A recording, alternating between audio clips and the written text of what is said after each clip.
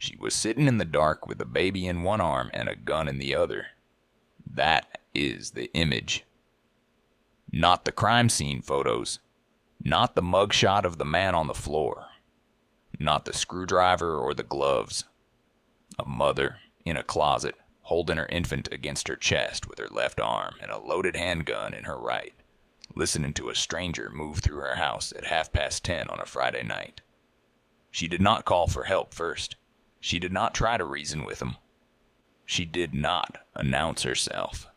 She sat in the dark, controlled her breathing, and waited for the door to open. When it opened, she fired once. One round, to the head. The man who broke into her home dropped in the doorway of the bedroom. He never saw her. He never spoke to her. He never knew a woman with a baby was on the other side of that door until the muzzle flash lit up the closet and the bullet hit him between the eyes. His name was Shelby Hurd, 36 years old, Chicago address, career criminal, and he had been out of prison for less than 6 months. August 15th, 2025, a Friday night. The 7,000 block of Hadrian Drive sits in a residential subdivision in Joliet, Illinois, about 40 miles southwest of downtown Chicago. It is a suburb. Planned streets, newer construction, the kind of neighborhood where families move to get away from exactly what was about to happen. At approximately 10:28 p.m., the Joliet Police Department received a call. A woman reported that someone had broken into her home. Officers were dispatched immediately.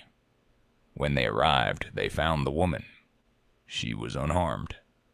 Her baby was unharmed. And on the floor of her bedroom, there was a man, deceased. A single gunshot wound to the head. Next to his body, a screwdriver. On his hands, black gloves. He had not come to this house by accident. He had not wandered in through an unlocked door in a confused state. Shelby Hurd had come to this house wearing gloves so he wouldn't leave fingerprints and carrying a screwdriver to pry open whatever needed prying. He came prepared. He came equipped. He came to burglarize an occupied home on a Friday night in the suburbs. What he did not know was who was inside. The woman, her name has not been publicly released, told investigators what happened. She was home with her infant child. It was late. The house was quiet. Then she heard it. The sound of someone forcing entry into her home. Glass breaking. A door giving way. The unmistakable noise of someone who was not supposed to be there getting inside. She did not hesitate. She grabbed her handgun. She picked up her baby, and she moved to the bedroom closet. She positioned herself inside, closed the door as much as she could, and waited. Her baby against her body, her gun in her hand. The house she was supposed to feel safe in now had a stranger in it, and the only thing between that stranger and her child was her. Shelby Hurd moved through the home, room by room. He was not rushing. He was methodical, gloves on, screwdriver in hand. He checked spaces. He opened doors. He was looking for valuables, electronics, jewelry, cash, whatever he could carry out and convert. This was routine for him. He had done this before, many times. Then he reached the bedroom. The door opened, and the woman in the closet, the mother holding her baby, squeezed the trigger. One shot, one round to Shelby Hurd's head. He collapsed in the doorway. The screwdriver was still in his hand. The gloves were still on. He had not taken a single item from the house. He had not made it past the bedroom door. Paramedics arrived and confirmed what was already apparent. Shelby Hurd was dead at the scene. The investigation that followed revealed exactly who this man was, and his history made the story land even harder. Shelby Hurd was not a first-time offender. He was not a desperate man who made a bad decision. He was a career burglar with a rap sheet that stretched across 2 counties in more than a decade. Court records from Will County and Cook County show multiple burglary convictions. Not one, not two, multiple. He had been convicted of residential burglary in Tinley Park, convicted of burglary in Frankfurt.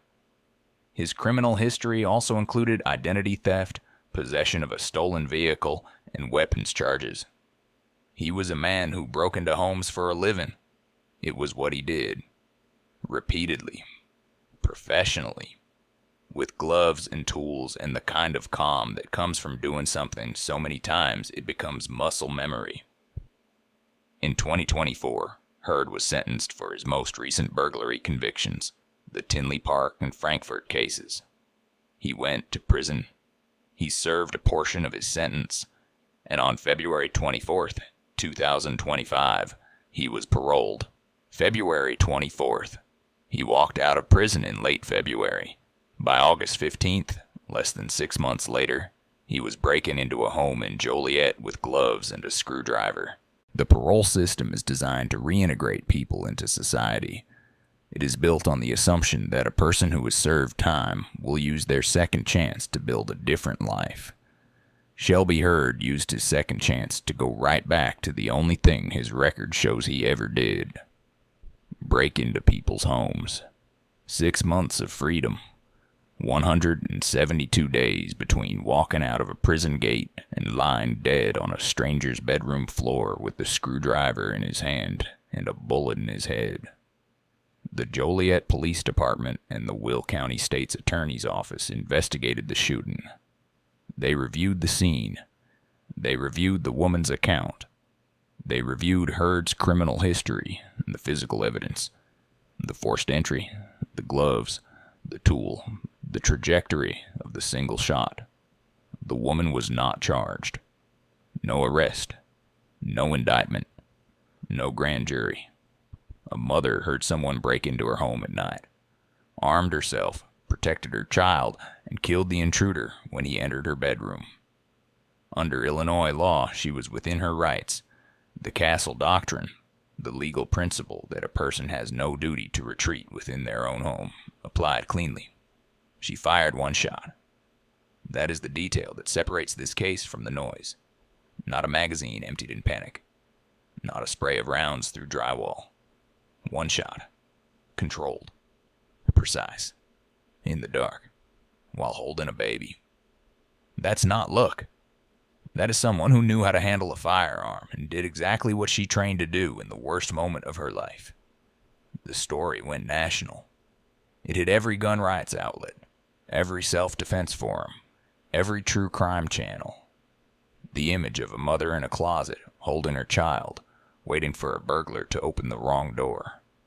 It became the kind of story that both sides of the gun debate claimed their own. Second Amendment advocates pointed to it as the definitive argument for armed homeowners. Others raised questions about the parole system that put a career burglar back on the street in under 6 months. But inside that closet, in that moment, none of the politics mattered. There was no debate. There was no policy discussion.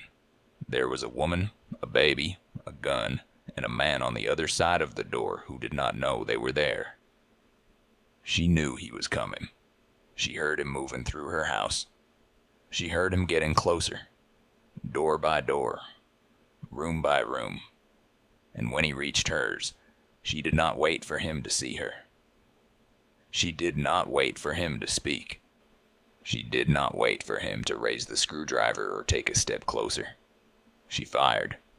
One shot. Shelby Hurd broke into homes across the Chicago suburbs for years. He was arrested. He was convicted. He was sentenced. He was paroled. And 6 months later, he broke into one more home. It was the last door he ever opened. A mother in Joliet. Illinois walked out of that closet with her baby in her arms and a warm gun in her hand. Her child never woke up. The man on the floor never got up. One shot. In the dark. From a closet.